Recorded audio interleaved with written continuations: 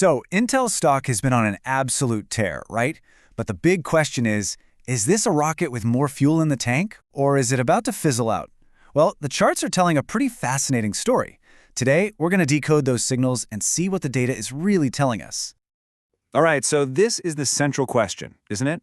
It's easy to see a price go up and get excited, but we've got to look under the hood. Is there real power behind this thing? Is the trading volume actually backing it up? Can it last? Let's break it all down. Okay, first things first. Before we dive into all the day-to-day noise, we have to zoom out and get the big picture. What's the overall story here? Is Intel swimming with the current, or is it fighting against the tide? The long-term trend, well, it tells us pretty much everything we need to know to start. And boom! There's our answer. Just look at that gap between the current price and its long-term average. I mean, that's not just a little difference, that is a canyon. It tells us, loud and clear, that Intel isn't just having a good week or a good month, it is in a powerful long-term bull market, period. And this isn't just some flash in the pan. We're talking about a stock that's been hanging out way up near its yearly high. When you see that kind of sustained strength, that tells you there's real confidence, real long-term momentum behind it. All right, so the big picture looks solid. Now, let's get out the microscope and zoom way in. What's happening in the day-to-day trading? Are the buyers showing up with some real conviction, or is this all just noise? So, check out the latest trading session. A nice solid gain, over 2%. And on the surface, hey, that looks great. But you know the deal, you always have to look deeper. Was this move backed by real money, or was it just some short-term fluff? Well, this next slide, it gives us a huge clue. And here we go, the ADOS, or the Accumulation/Distribution Oscillator. Okay, that's a mouthful. Just think of it as a smart money tracker. And a really positive number like this one, it's basically screaming that the big players, we're talking institutions, major investors, are quietly buying up shares.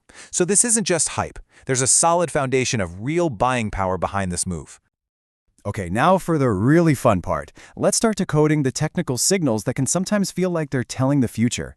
These indicators, they measure the stock's hidden energy, and sometimes they can reveal a move before it even shows up on the price chart. First up is the RSI, the Relative Strength Index. Just think of it like a car's tachometer. It measures momentum.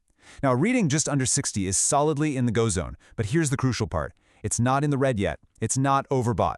This tells us the stock has healthy power, not a bubble that's about to pop. There's still plenty of room to run.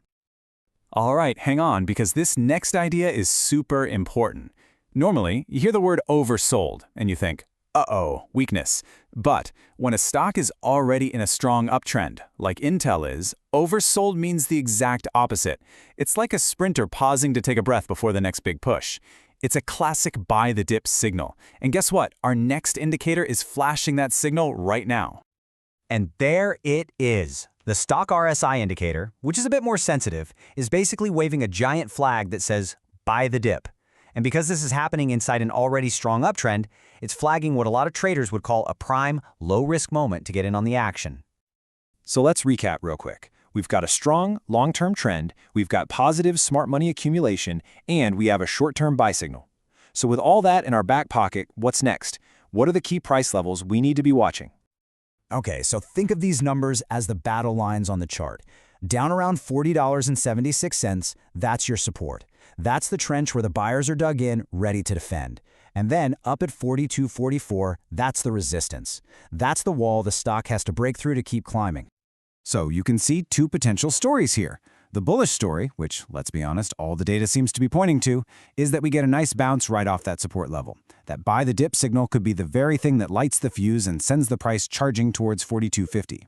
Now, the bearish story, that really only starts if that support line breaks. If that happens, it's a sign the sellers have finally taken control. All right, let's pull all the evidence together for the final verdict.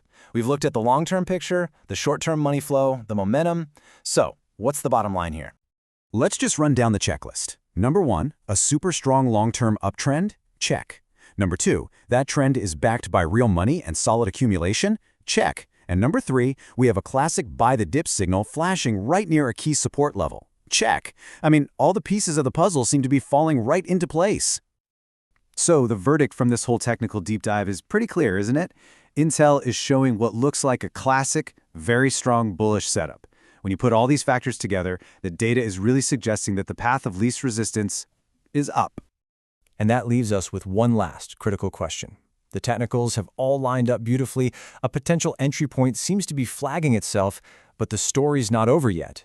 The final boss battle, if you will, is that resistance level. Can the buyers muster enough strength to smash through that ceiling? That's the number to watch. That's what's going to tell us if this whole bullish story really plays out.